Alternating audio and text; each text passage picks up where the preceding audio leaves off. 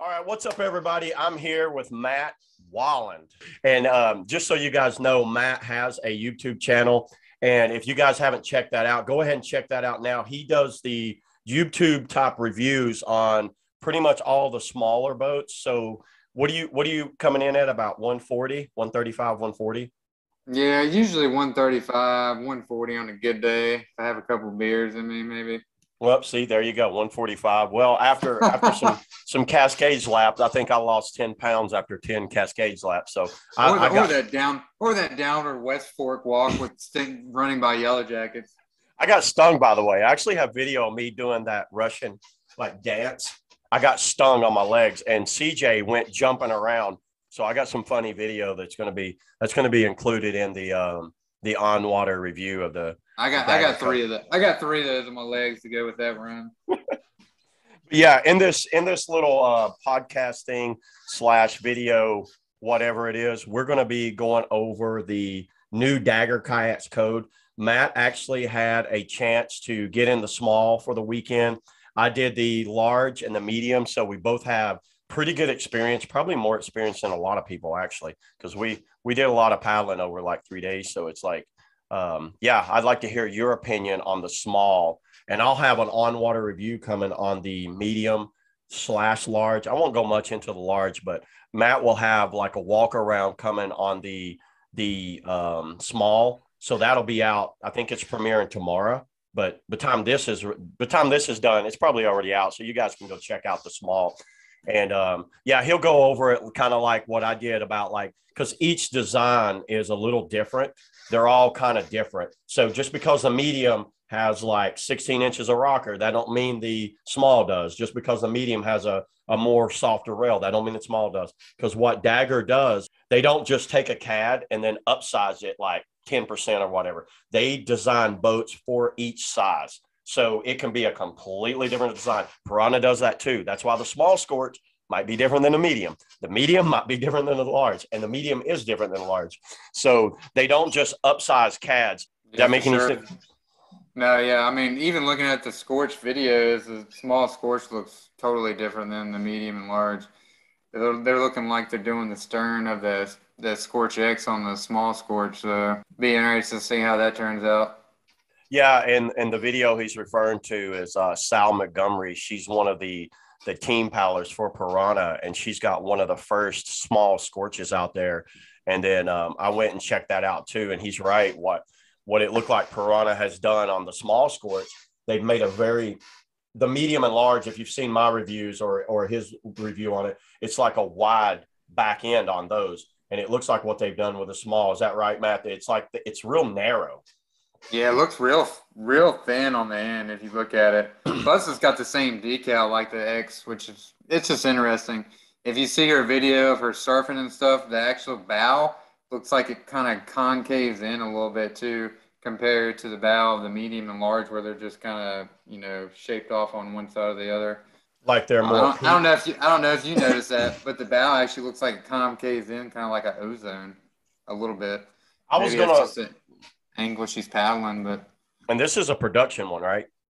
That she says it's a prototype on her Instagram account. So Oh, if it's a prototype, I kind of give those a pass. But if it's one of their first run productions, it is what it is. Sometimes a manufacturer will run like a few batches because she's there in the UK, so she's getting them right out of the damn oven probably. So it's like those could be all wonky, and they're trying to find out the shape on it. Just a theory. I mean, I don't know. I don't know yeah, until we see it.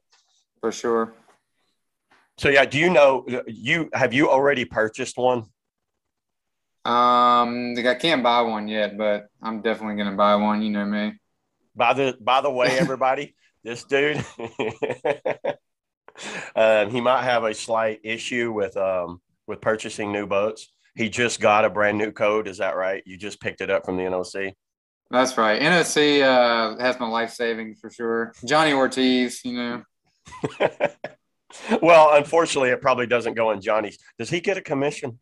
I don't think so. Maybe just a Well, pat he on the should. back or something. He should at this He point. should. Yeah. So, but No, I mean, in reality, though, it's I do it for the YouTube channel in some aspects. But I do buy a lot of boats. So I was like, hell, I might as well do a YouTube channel based off small boats because no one else does anything. No, and that's one of the things that we have talked about is how there's no there's no like smaller YouTubers out there, and a lot of the team people, men or women that paddle for these manufacturers, they don't focus on YouTube. So it's almost like they'll throw something out on their Instagram or Facebook, and they'll call it a day. That's okay. I did my part. It's like a 8-second clip of like just picking a boat up. Yeah, it's always, I mean, when I was looking at boats, it's always nice to see non-professional people per se to give a review or their point of view on a boat. Because I Well, the mean, big thing, non-sponsored by the company. well, that too, yeah. I mean, because any pro can make a boat look good, even if it's a piece of crap. So Yeah, you and know, it is that's what it is. that's one of the things is like when I was testing boats for Dagger, it was like I always kept in mind that, even though I paddle a little harder and a little stronger, I have to keep in mind from a beginner standpoint, because then I would do like a review on it for them. So this was like 5-6 years ago. I would take a design and I would paddle it, and then I would have a spreadsheet where I talked about initial stability, secondary stability, edging, eddy turns, just all the normal stuff that we talk about in reviews.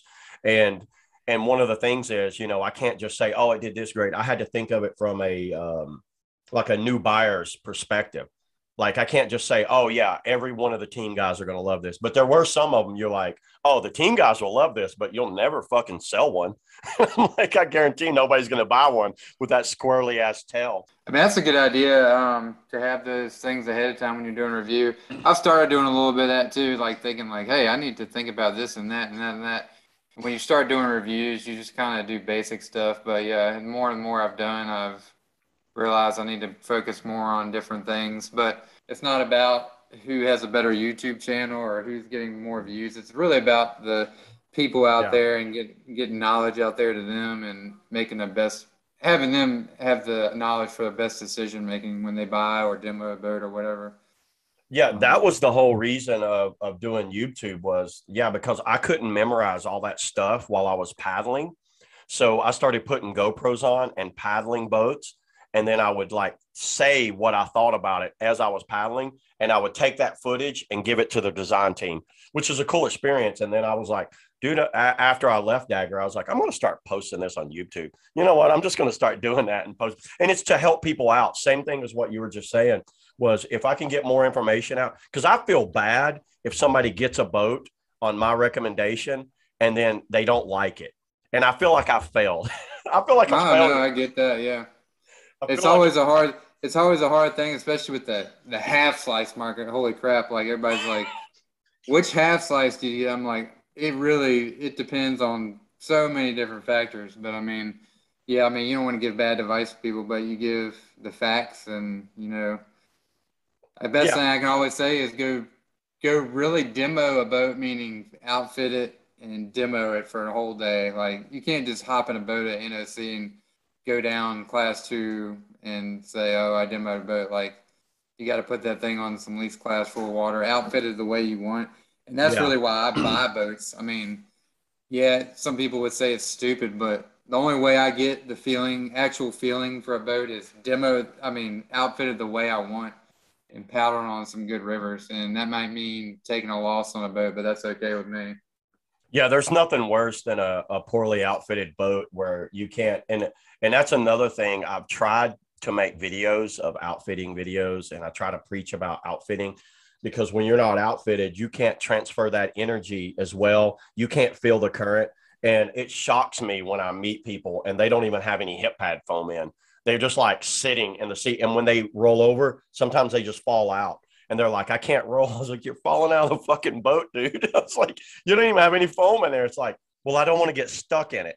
I'm like, you're not Well, getting stuck. You're fine. well, especially with Piranha and being a small guy, like Piranha, you got to outfit you got to put in hookers, you got to raise the seat with pads. I mean, I got to Oh, put it's in a a key. puzzle. I mean, there ain't no just getting in a Piranha and paddling. And if you do, you're not truly paddling a Piranha.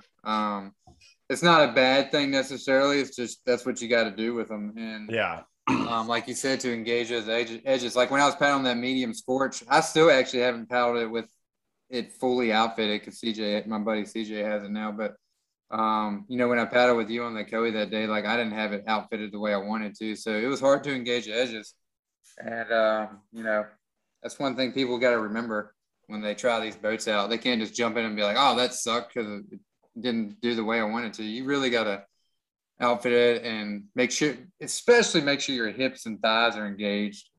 And a lot of people run seat pads. I don't run seat pads in a lot of boats, but you ran a seat pad, and a lot of people need to be elevated up. I don't know, do you remember how low that Scorch medium felt?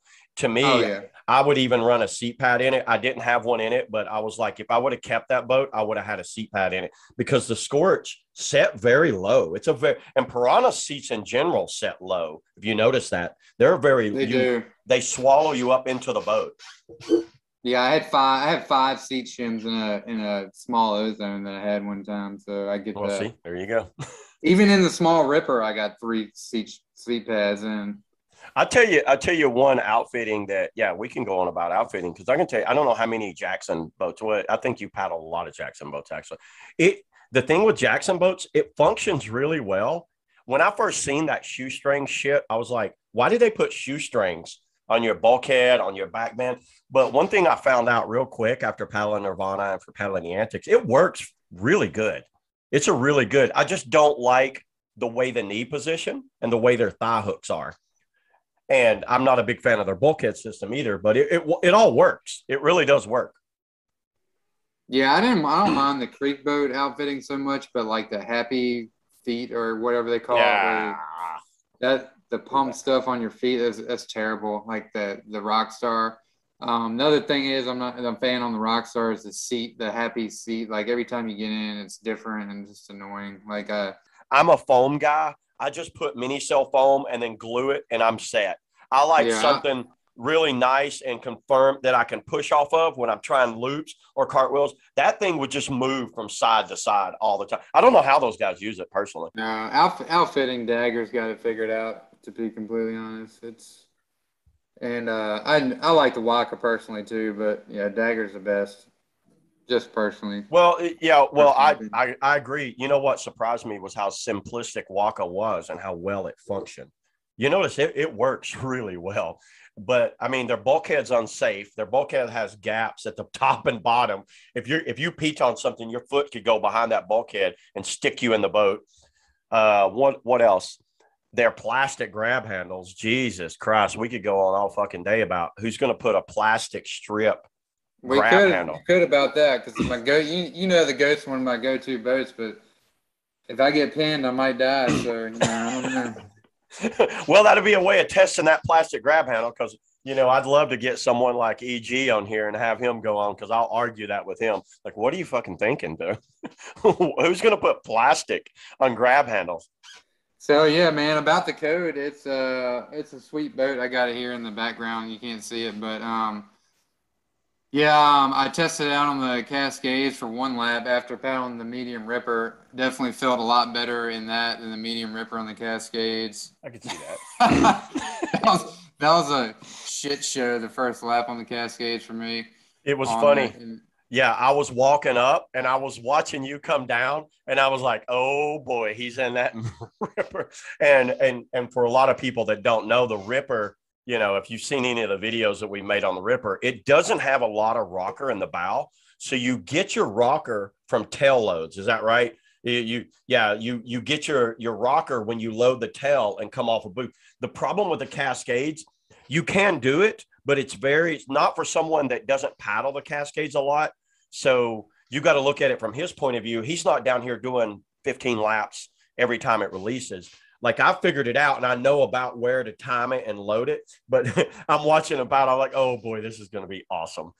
Like he's going to get to work somewhere. Almost ruined my whole weekend knocking my elbow out on the horns of God, but it's all good. But then the code was Captain Sabaho and came through and then took care of you after that. The code felt really nice. Never been in before. I got it out of your van, slapped some outfitting in it real quick and got in it. And, it felt awesome, man. Going down the Cascades in a new boat for someone like me could be a scary experience. But Yeah, it took care of me for sure. I mean, I rolled on Chinese feet, but that was my fault. And the water was literally dropping out while we were running it, which was insane. It's crazy But because I didn't know they were turning on that early, but it started filling up at like 2:45. And then 2:45, holy crap. yeah, because I got there around about maybe 1:30, 1:40. I was there just, doing my normal walkthrough and all that. And I was like, as soon as I got done with the walkthrough, I noticed the water was already starting to rise up. And I was like, holy crap, it's already rising. It literally was dropping. I don't know if you noticed, if you saw me on it, but like I got through Kahuna. I mean, Kahuna was even a stretch. When I got through that, I was like, damn, I should just get off the river because it's like, yeah, I mean, it was shrinking like crazy. So I tried to take the middle line at Chinese feet, and it was literally like trying to do an attainment up the river, which is not possible. That run is Uh, manky. For anyone that doesn't know the Cascades, we're talking about the Nantahala Cascades. And man, when it's manky with water, when a normal release, when it's got about 400, you've done it at 400, which is like good. 600's even better. Nine's probably about to cut off. It gets too dangerous, but about 4 to 6, wow, that's such a fun run. It's so fun. But you start getting uh, around the 250. I think it was 250 that day. I don't know what it was when I finished. Probably 100. I don't know. Yeah, It it was get down getting to bad. natural flow. Yeah. Was it? So that day and the Saturday we ran the West Fork. Just so people know, I had the seat in your demo. It was middle. And I was still catching some backenders, slightly, not Mhm. terribly, but it was catching me a little bit. Comparatively, best thing I can compare it to is a goat because I don't really have another creek boat. I have the Billy Goat. That's more of a medium boat, so I'm not going to compare apples to apples there. But even the goat, I don't really get stern or backendered, and Yeah. the code was catching me on the stern quite a bit. So then Saturday night, when I actually got my full production boat that came from NOC, outfitted it and moved the seat pretty much all the way forward. You knew But that from paddling it. You're like, I'm knocking this forward. I've done yeah, that. yeah. Paddled one day, and I'm like, okay, I can tell you right now, I got to be forward or back. And I think, I mean, you saw me on Saturday, dude. I mean, I could splat that thing just about Yeah, stern squirt it. I mean, not all the way by any means, but I mean, I could get it under, which is yeah. crazy for a creek boat. So yeah, I moved that thing forward, bumped the thigh braces one, and it did make a world difference. I'll tell you, it paddles great, even with the seat forward. All that bow rocker, it evens out the weight.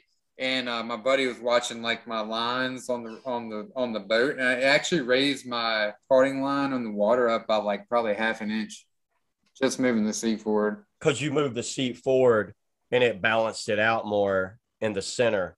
You felt Right, you were sitting back because, as you know, I've got all three, and when I was comparing them, the small is differently. It doesn't have as much volume behind the tail as the medium. I mean, we're talking right, drastic, right? drastic, yeah, drastic Drastically. difference. So it's not just a little bit smaller, it's just drastically a different boat. And the edges look like they were a little sharper on it too. No, for sure. Yeah, the edges are awesome, man. Like, I mean, I can whip that thing into Eddie, no problem. It feels like a ripper almost in the fact that you can just carve that thing into an eddy That's or a turn it bold around in the middle of the comparison right rapid. there, buddy. It is a bold comparison, but I'll tell you, I mean, it's caught me even off guard like a ripper occasionally and flipped me over. Which I don't roll down river a lot, but I think I rolled down river like 4 times this weekend. Which isn't a bad thing, but yeah, I mean it's a good thing for me because like they say in the video, it's like a beginner to expert boat. But being an advanced boater, I like some edge, and it's a great boat. It's not like a Zen 3, which was pretty much primarily for a beginner. It's totally like primary stability. It's hard to even flip that thing over. Like the code, man, Mm-hmm. it's nimble. You can you can go back and forth in that thing. It's awesome. Yeah, and see, the Z3 is actually the boat that the code. So right now is actually a really good time to be in that river runner or creeker category because you got boats like the Z3, the Piranha Scorch, the Dagger Code, I guess the Billy Goat, and probably I wouldn't say the Z5. I would say the Z5 is more like a true creeker, like a downriver type creeker. So there's actually that's a good comparison too, is the Z3. And that boat was made too damn soft. That might be the softest boat ever. I've only been in it once. I'd like to do a full on review on one, but I don't know anybody that actually owns one. So I got it. I got it in an NOC, and like I couldn't even roll. Like I could legit not. I couldn't even get it over to roll. Like that's how much. The initial stability was insane. The way they did so it was really wide, and I looked at it and it just transitioned like that. And it was like almost like a fishing kayak to me. I was like, wow, yeah. Give me a damn fishing rod. The code feels more like, I can get it on edge, but it's more like a rounded edge like this, like when you get it on edge, where the Scorch, even the medium, like I can get it on edge and kind of sit it there like that, wobble one way or the other, which is nice though when you're going down river. It deflects waves and like rocks, like going through the green, it would just shed rocks right off the side, like no issue. Yeah, with that rail that's tucked up under on it, they tuck those rails down and then tapered that off the sidewall really deep. And that's one thing I was noticing in the walkthrough was that, it's wide, but it tapers off and there's a rail there. So I think Dagger nailed it as far as a all around, like maybe you can add to this, but I think Dagger nailed it as far as like an all around downriver / creek boat. Training, we're talking like someone walks in the NOC and says, I'm starting out kayaking, what do you recommend? You could say a code and like sell them a spray skirt, helmet, life vest, and get them out on the water and get them some training. Wouldn't you think so? I agree. I agree, because my style of teaching somebody a boat is not to put them in some full displacement boat where they can just go down river and not have to worry about edges. I think the code has a great balance of good edge control that you have to learn, but also good initial stability where they're not going to just be flipping over on little crap all the time. So like it gives you that you can start out as a beginner, but you can also use the code to progress in advanced paddling, it's nice in a boat. Not a lot of boats can do that. It's either usually one or the other. Like a lot of the piranha boats are obviously more extreme edging. Beginner paddlers aren't going to like that as much, with the exception of the Machno, which is more like a kind of get in and go and not have to worry about flipping over type boat. But have you paddled a Machno much? I've paddled a small once on some class 2 stuff. I personally did not like it. It felt really slow to me and didn't have a lot of edge and was hard to carve and felt like a tank. You paddled a Nomad, a small Nomad? I have not paddled a Nomad ever. No. Well, you need to. You want something with no edge and slow. Well, there you go. That was a small Mamba way back when, and that felt slow. The 7.5, the original Mamba, the 7.5 or the. You know me, man. I grew up on spud boats and whatever. Yeah, so. and I get it. You know, like we were talking about, a lot of smaller paddlers, especially here in the Southeast, they always paddle bigger boats. You look at somebody like Levi Rhodes. You know, he's always like, screw that. I want a large. The dude wants a fucking large Scorch, like at like 140. I mean, I can't comprehend that. I mean, but I can't comprehend that. I don't even want a large Scorch. I'm like 180. Levi's an awesome dude. I have no anything towards him, but like I don't get it. I don't know. I could never do that. I wish I had his number. Fuck it. I should hit him up right now and just pull him in. I would be getting pinned left and right on the green if I was in a large boat or even a medium. I mean, I know Elliot from NOC paddles a medium. He's like, dude, getting a medium, like a medium feels like a damn barge to me. I'd rather get back entered 10 times on a river and have to roll up than paddle a medium boat. Well, that's probably your play boating background. You're used to kind of like working that current a little more. It seems like to me when you get in larger boats, anyway, for me anyway, when I get in a larger boat, I feel like I'm detaching myself from the river a little bit and I'm driving over things. But then when I get back in a smaller boat, I feel like I sit down in the water and I use the flow a little more. I'm a little more conscious of lines when I'm in a smaller boat. If I'm in a bigger boat, like I paddle that Scorch X, shit, I didn't even care, dude. I'm like, I'm going for everything. I would look for shit to just run over because it was like I was so high out of the water and the amount of bow rocker was allowing me to go over things. So I find that bigger boat is kind of like a trade-off. Like I paddled the large code and I paddled the medium code and large codes, and they're drastically different boats.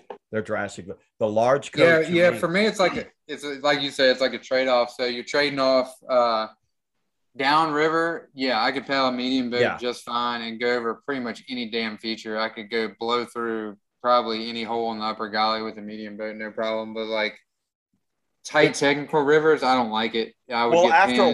after a while, that's really not fun anymore. Just blowing over everything. And that's Yeah, where I had a problem with the Nirvana. That's why I started disliking the Nirvana. I felt like it was so big that thing would just blast over everything. Unless I got on massive, massive rivers, it really didn't even shine. I didn't think the Nirvana was that good on Southeast Creeks. And then I took it out west. Wow, this boat's fucking good. It's a really good boat out west. But yeah. down here, I was like, it's just okay. Like if we went out there and paddled, I'd like to take the Billy Goat because it's a little longer and faster and stuff than the Code. I feel like I would do better with that. But like the Code, as far as Southeast, man, that thing's gonna be a freaking monster. Like it's really good. It's gonna be a really good boat. No doubt about it. Yeah, I think for the Southeast paddlers, especially Southeast and Northeast, those New Hampshires, Maine, New York, that it's the same style. It's a little more mankier than down in the Southeast, and those West Virginia top boaters too. I think the Code would be an excellent choice for that style of creeks, in my opinion, and probably Colorado too. A lot of the Colorado stuff is kind of like I always say Colorado is more like big volume mank, if that makes any sense. You get on that stuff, it's big volume mank, but a boat like the Phantom or Nomad went extremely well out there. So that tells me the Code's probably going to do extremely well out there too. Was it something negative? Because that's what I want to know. What was your worst takeaway from the Code? We all know the good shit. We all need to. Yeah. I know you fluffed it all weekend, but I want to hear some No, I negative. mean, really, the only Because I heard you negative ran into Snowy out there. I did, yeah, I did. No, the only negative outfitting wise, the only negative I have is the thigh. For me, at least, the thigh hooks are a little thin. I like to see a little broader thigh hooks, kind of like Waka and stuff. Or at least some options like a hooker or style for Mm. like Piranha gives you. Um, And but Jackson's the bee's leg, knees. Don't forget your yeah, Jackson's yeah, bee's knees, buddy. something, I don't know. But anyway, the leg lifter does help that and kind of counteracts that. My skinny thighs falling out. I'm When like you're to have chicken. I when you're don't. It saying must be too thin, you're saying the thigh braces felt flexible, or no, like they just don't come out wide enough. mm. So like my knees can fall out. But like I say, if I push that the leg lifter up enough, it kind of pushes my thighs in there, and it really doesn't run into an issue. Have you adjusted your thigh hooks? Did you try that yet? I moved them forward Okay. one. You went one notch forward with the thigh hooks. You Yeah, didn't go which did backward on. help. You No. wanted it to kind of hit more into the Well, because kneecap. my seat went all the way forward. Oh, that's right. So, Yeah, you did right then, because you moved when you move outfitting, you want to move seat, bulkhead, and thigh braces kind of yeah. like together. I always tell people that. Don't just move the seat and say I'm good. Move your bulkhead and thigh braces all as one unit. Yeah, the only other negative, like I say, is it's a true small boat. So it's going to be Mm-hmm. one of those boats where somebody my weight's really going to have to decide, even at 135 or 140, is a small right for them or is a medium right for them? I think that's the biggest question we'll both get on these reviews, which size is going to be best for people. It's kind of like CJ. He bought a small and he's 165. I already pulled him Yeah, aside. but it's like, I don't know the easy response to that question if people ask me, but like I said personally earlier in this podcast, like for me, if it's between getting back-entered occasionally and paddling a small boat but having more maneuverability and getting tired less, especially on a freaking hike like the West Fork where you got to carry it 40 minutes down a hill, like small all day long. Yeah. Now, if we were going out to North Fork, Payette, maybe I would take the medium, but like I would take the small probably 90% over the time at like 135, 140. If you're 150, that's one of those ranges, man. It's right on the edge. Like it's probably, I don't know. Yeah, it's good you mentioned that because I had all three sizes lined up. And one of the biggest questions I started getting through like the review is what size should I be? Should I get a small or medium? And it seems like a lot of people are stuck in between the small and medium. And I think people don't realize how small the damn small is. I actually had a plan of paddling the small, medium, large until I sat in the small in the parking lot. And I went, wow. Dude, you would be floating down the river. I'm still going to paddle it. I'm still going to paddle it. Yeah, but I'm making you take that down the green at 200%. And just like ride off the tail the whole way. The thing was, it had a very low deck on it, very low setting deck. And I don't like a low setting deck. I like my knees to be in a kind of good upright position. It set my knees low, and it was a little thick in the thigh area. So I could just, it's a feeling you get. You're like, wow, this is way too damn small for me. So when CJ told me, oh, I ordered a small, I'm like, dude, you're like 160. You're not that much like lighter than me. And I was like, dude, I can tell you right now, I think he would be, especially now this applies to creek boats. You can get away with this on half slices, as you know. You can go like with the small on the half slice, but when it comes to like river runner creekers, I'm like, dude, go to the medium. He's just going to be subbing out on everything.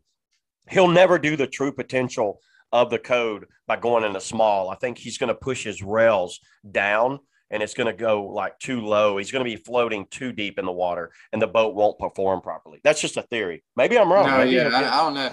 I would like to paddle the medium just to give it a shot, but what is the width on that sucker? Like 27? 27 inches on the width on the medium. Yeah, see, I mean, dude, I would have to put 4 seat shims easily on each side. I mean, you're going to be hitting your elbows too.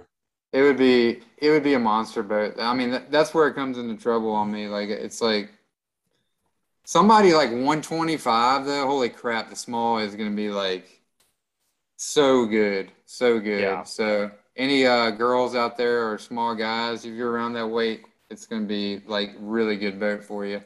Now, I don't know. Like I said, we don't know about the small Scorch yet, but as of right now, that code is definitely awesome design. Not being partial to it or anything. It is a good boat. It's fast. It comes off the speed good, like right off the bat. And like if you're stopped and just turn into an eddy, man, it's got good speed. You can check out a couple clips of Go Left that I ran this weekend. It just plows through stuff. I liked it a lot. I noticed you might have seen this too. Right around the knees area, it's very wide right in front of your knees. So when I would come off stuff, it doesn't sub out at all. It lands flat there and it takes off. And I think that also helps. So even if the bow rocker helps me initially get off a booth, but then when I land in aerated water, I noticed it just landed like really wide. It had a wide feel up there. Did you notice that? Like when you landed, I think I watched that Go Left line that you sent me. Yeah, if you can see my Go Left line, like the bow like goes up after I land and like almost over that middle rock, that you have to avoid. Yeah, I think it's hitting that wide planing All American booth. I got a really nice booth off that this weekend too. That was pretty sweet. It did sub out in Kahuna though. I mean, I took the very middle line, and it didn't really sub out per se. It plugged, but like it came right up, like it was like shot out like a rocket. Well, that's a good thing. So it was very predictable in the way it resurfaced. So you felt when it subbed, it didn't go up, because one of the things you're always worried about is a boat's unbalanced and it goes up to the left or the right. You're saying it went down and just came straight back up, and you took off. It came straight back up, and I'm sure it only subbed because one I beatered it and didn't take a good boost stroke.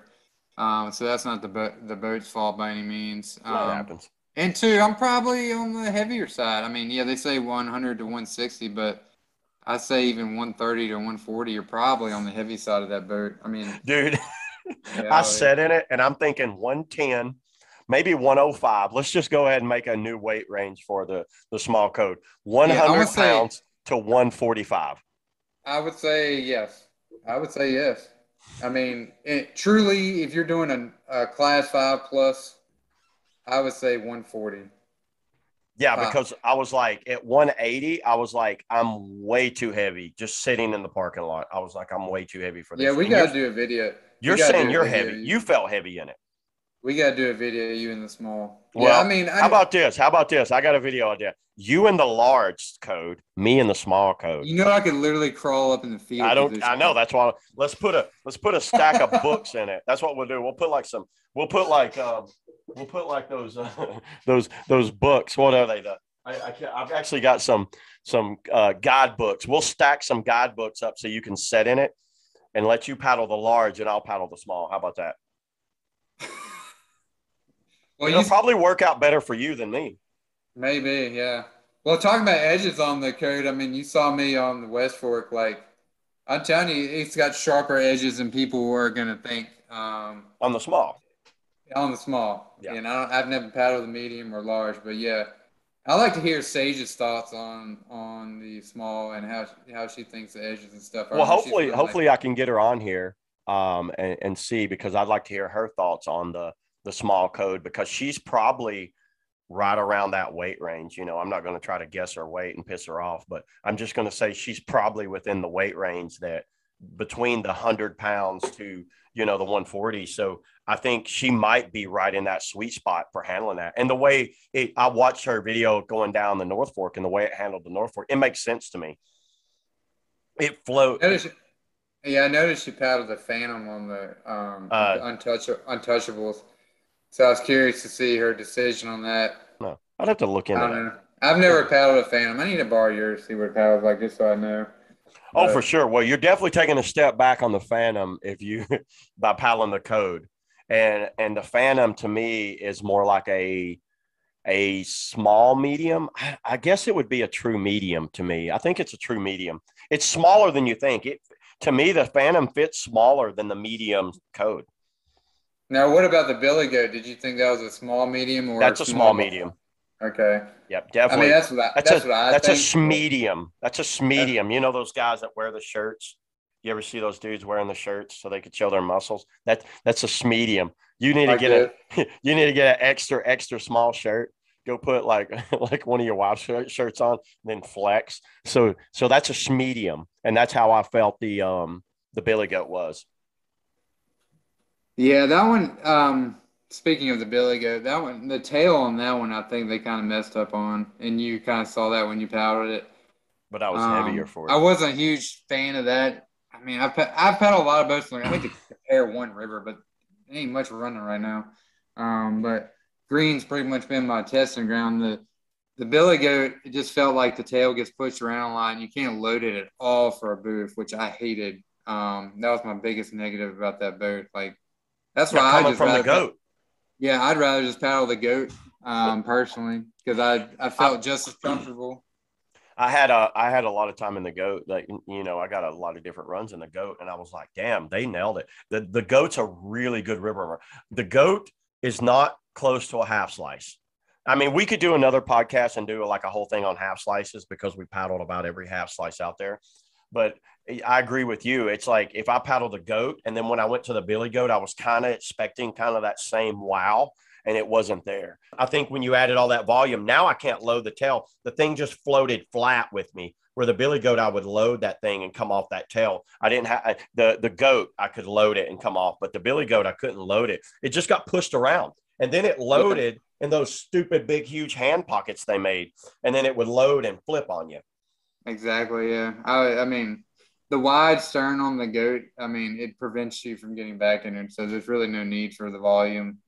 I mean, if you're like 180 and under, that boat is superb for anybody who wants like. I would say like 160 and under personally, but okay. I think they have up to 200 on it. They do. Yeah. I wouldn't say 200 by any means. No way. I was throwing out a number there. What do you weigh again? 175? I'm like 175, 180. Maybe after like you said, all those Cascades laps and walking West Fork, I probably lost about 5 or 10. But I'll gain it back by the next couple of days.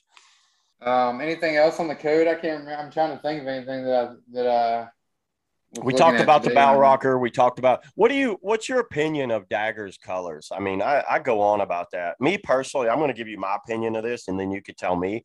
I'm not a big fan of multicolor boats. I like a solid colored boat. I really would like to see Dagger go to like 5 solid colors and do like a promotional or maybe a seasonal multicolor, kind of something badass and cool, but have your lime, your red, your orange, your yellow, and maybe do a pink or purple for kind of like a more kind of soft color, and kind of like have that lineup. And then once a year, do like a promotional color, like something crazy for like a seasonal, it could be, whatever. That's my opinion on that. I'm not a fan of those multicolor boats. I don't know it looks like you went solid red. Yeah, red's my favorite that they have right now. Not a lot of choices to choose from. I don't like the Aquafresh at all. It looks like a can of toothpaste. And then the Aurora, whatever you call it. It's fine. I mean, honestly, I'd rather have that one than Aquafresh. But yeah, I agree with you, man. I miss like a solid orange. I love orange is my favorite color. Dane used to get those solid orange Jackson boats, and he went to the pink. But like, I'm a big fan of solid lime. Yeah. I wish they made an orange boat. The Piranha mixing colors, they look good. I'm more partial towards fade. Dagger does that like line thing. They call that the river. It doesn't look very well. I'm just not a fan of it. I agree with you. I think they should do like a purple, pink, orange, red, lime, blue, maybe. I don't know. And from a manufacturing standpoint, that's a lot easier. I mean, you got to think, for them to do a Cosmos, right? The molder has to go over there and weigh 24 pounds of black. He has to weigh, this much teal, this much red, and this much Centron now. So it's like 3 pounds, 2 pounds, until you get the weight, whatever the whole weight is. And the margin of error is huge in manufacturing when it comes to that. Imagine now he goes over and weighs whatever, 35 pounds of just green, just blue, just orange. The manufacturing even gets easier. So to me, what they told me was that it was kind of their brand identity. And to get rid of that, you would kind of go in. Hopefully I can get someone on from Dagger, the project manager there, and he can argue to us, because I'll argue with him. I'm telling you, I hate them. And he was telling me that it was like brand identity, that you lose that identity. But I'm like, do it for a year. And if it doesn't work, then do all multis next year. How about that? Offset years. Would you be fine with that? So, yeah, I mean, it's trial and error. Who cares? Switch over, try it out, try some different stuff. Yeah, get rid of the river. Personally, I think Aquafresh people aren't a huge fan of. It's kind of right now you get what you get because there are no boats available, especially. I agree with you. If I was going to go right now, the color lineup, and I'd go red first. And if I had to go second, I'd go Aurora. And then I would do Aquafresh, and I would probably do Cosmos last. Yeah, I just don't like any. I don't like any black. It's just it gets hot. I'm just not a fan. I agree. Yeah, like the Waka black too. It shows scratches. Even the red. I mean, it shows scratches like crazy. Dude, but you should see these Cosmos boats. I've done like 4 or 5. It looks so bad. It looks like I've just beat the shit out of them, and I really haven't. I was taking the cleanest lines I could find, and they just look brutal. That black, that Cosmos black. So Dagger listening right now, they should give us a medium rewind to give away to somebody, because that's like a lucky pot of gold right now. Yeah. I think you need to find a little leprechaun running around for that one, buddy. People always post on those things while we're on Dagger. They always post on the gear swaps like in search of medium reel. I'm like, good luck. They put $999 million in you better have a chance of winning the freaking Mega Millions, like 1 in 175 million. Medium or small? The small rewind's pretty hot too. Hey, ain't it funny that nobody wants the large? Have you even seen a large? Have you ever seen one? I went to Appomattox River Company not too long ago, dude. They had like 19 larges, and I'm not like ever exaggerating. Wow. It was like 15 to 19 largest lined up in the back. Like that was one instance right there that I paddled the large just kind of briefly, and when I was like, yout. I think they went 9'4" on it.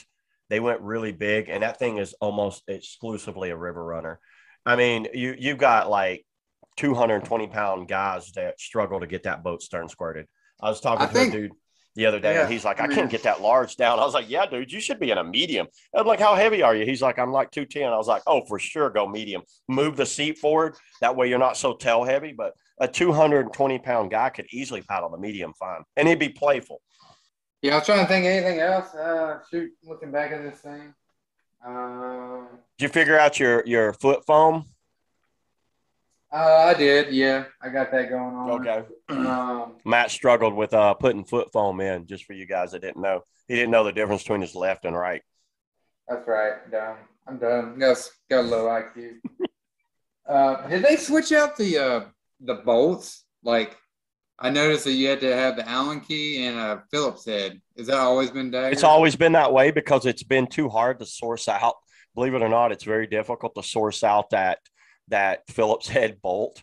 I've been going on about that. I hate it when manufacturers put two different styles of boats on, two different styles of screw heads on things. You know, they have that button head or socket head, like number 4. They actually have 3 because they have the Allen key, the Allen key with the little dot in it, whatever you call that. That's a Torx. That's like a security Torx 25. Torx, and then the Phillips. So they actually have 3 on them. But I'll say, man, both the demo you let me try and my boat have been dry, super dry boats. And you run a bungee or ran? Which one are you? Well, I did run a bungee on that because my only bungee I got that fits the cockpit Did you have a toe tether on when you did it? I like that vomiting pose there.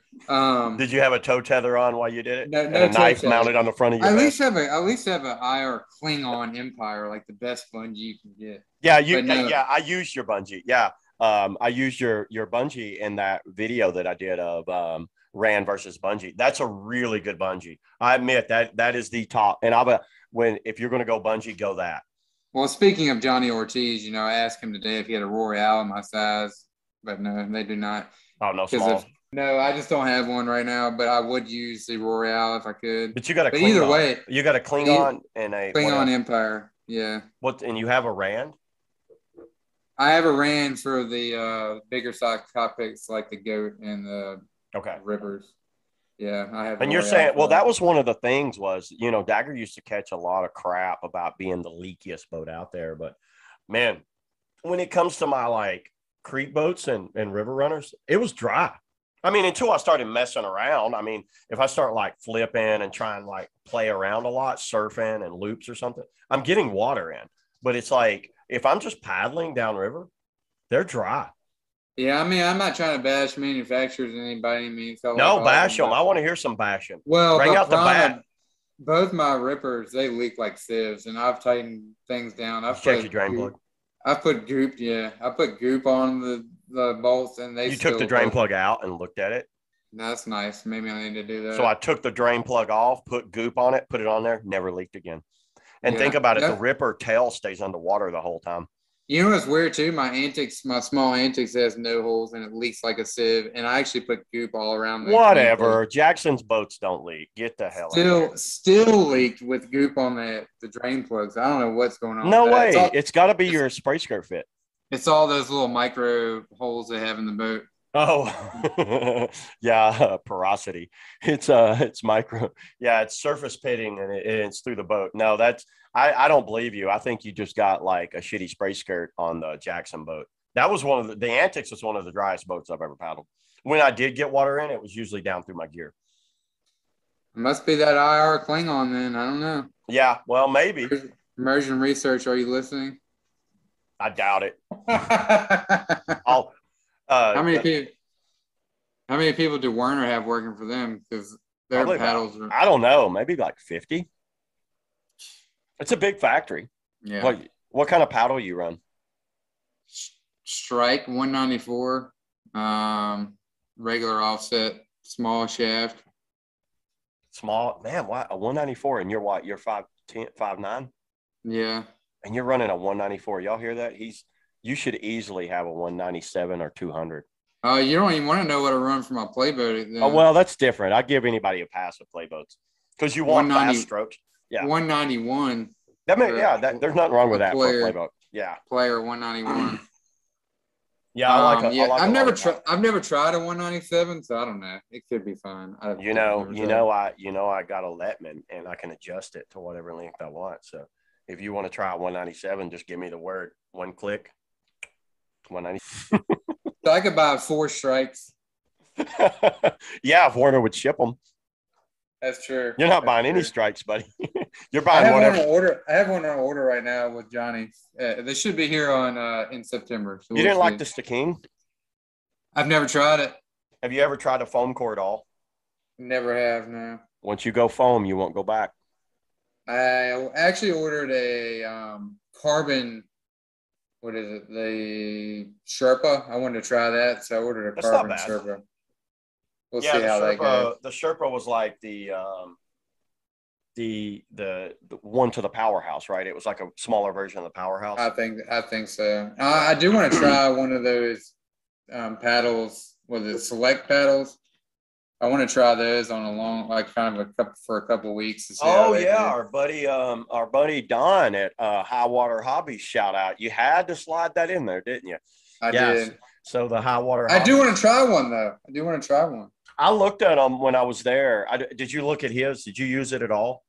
I used it a little bit. My main complaint was like the blade on the bottom. So like when you're taking paddle stroke, it's like the blade on the bottom side doesn't come down enough and scoop the water. So it's almost like it forces you to take that vertical power, the paddle stroke, which is, I guess, a good thing in some sense. But if you're a little bit lazy, it's kind of like skips across the water like a rock. I don't know. We'll see. I've got a buddy here, Andrew Hiltbrand, and he lives here in Nashville. And you ever seen the Ophion paddles? I've seen your reviews, but I've never seen one in person. Or to me, they look like they're a higher end select paddle. Like that's the only thing with the select paddles. I'm definitely curious. Hopefully, Don will let one of us review one because there's really nothing out on them, right? I haven't seen. I haven't seen anything. Who's running? Hey, select. Who's running your damn PR department? I can't find. I'm not seeing a single video on select paddles outside what Don's put out, right? That's pretty much Yeah. But as far as like showing how the blade, just what you told right there was probably more information than their entire PR departments put out about how that blade catch. Yeah, if anybody's interested, the paddle feels good. It feels light. It feels strong. Real constructed. It's just like, I don't know, it's something about the bottom half of the blade that's like, it needs like another half inch on it to cup the water a little bit more. I don't know. It's a different feel. Yeah, so I told Don I was interested, but I wanted to do more of a playboat paddle. He told me there's different ones. I can't remember the name of them, but I wanted more of a play paddle and just kind of like offset, because all my paddles are like offset river runners. They're like Surge, Letman, Odachi, and the only play paddle I have is my old AT Superlight. And I wanted something. If I'm going to use something, I want to see how it play, an all around paddle, just like, like a powerhouse or something without that offset blade. I can't remember the play boating one. There's the Pulse, the Wilderness, maybe Warrior. The Warrior is definitely the creek boat one. I think it's the Pulse. That was it. Maybe the Pulse. The Pulse is kind of like the all around play blade. Yeah. So I don't know. I've always been interested to try the AT. What's the AT playboat paddle? I know. Buddy, AT's done. They're out of business. I know they're out of business. You're talking about the Samurai. Yeah, Samurai. Samurai, Hercules, and Geronimo. That whole company went Geronimo. Right? We need to open a paddle company because you need to get paddles. Oh, Jesus. Yeah. Good luck on that. You must want to go bankrupt. It'll be fun. You'll sell tens of them. What about accent paddles? You ever try one of those? I don't know. While we're on the topic of paddles. Yeah, the only person that's still hanging in there with accents, Bobby Miller. That dude, man, he's going to go down in flames with the accent paddles. He's never paddled with anything else. Closed grip Bobby with a 212 length paddle. I don't know anyone that uses accent. I know there was a young kid, one of the Long Creek kids here, Holt McSpasher or whatever they call him. He used to use one, and I used his on the Chattooga. Man, they feel tough. They're very tough, but shape-wise, they're terrible. They could definitely use some design work, in my opinion. That was, but I'm not giving them like an official review because it was only like a few rapids I got to use it, but I'd love to have one to kind of like go through an official review on, because what I noticed, the shape was just not good. I've never seen one, so I can't really comment on it. I'm just curious. But it felt bomber. Felt like you could like chop a damn tree down with it. That's how those old lightning paddles used to be. Like literally, you could run over them with a semi, and they would just pop those right are back Robson. up. Yep. Those are rebranded Robson paddles out of I think Germany. Is it Germany? Those things were sick. Yeah. Yeah, the old chloroform. I don't even remember that. They had like one was like a leaf, and the American flag one. They were good. The lightning paddles were tough. I think their shafts broke. Didn't they come back for a while? Didn't EJ try to make those for a while? He distributed them out of the Jackson factory for a while. Were they the same type of quality, or were they different? I'm not sure, but they used them there for a while. All the Jackson cronies, they ran those all the time. They were the only ones, and then eventually they just went straight to Warner. I guess they finally woke up. Warner's been doing it for 50 years. That's the problem. Good luck competing with somebody who's been doing something for 50 years. But yeah.